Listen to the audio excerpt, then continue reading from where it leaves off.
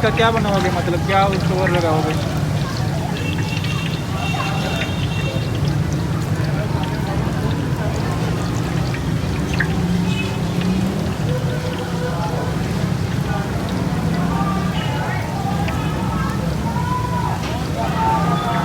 मामे नहीं बना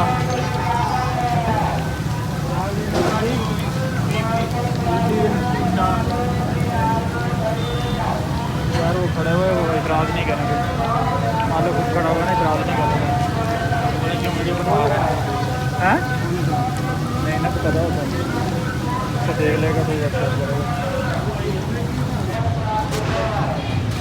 हेलो अपनी पसंदियाँ बांध रहे हैं सवाई करिए आप लोग सालों क्या है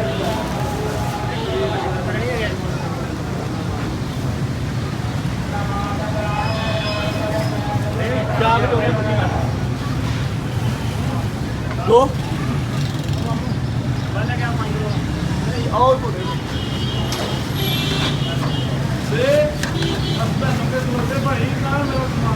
आप चोरी करी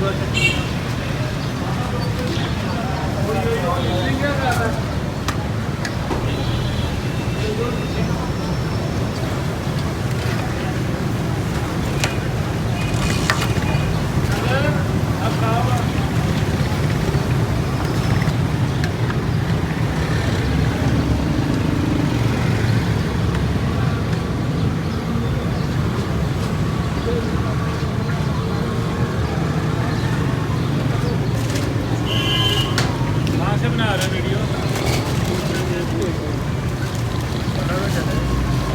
आ 10 हो गए जा रहे हैं मजे में आ गए इधर 10 फूड की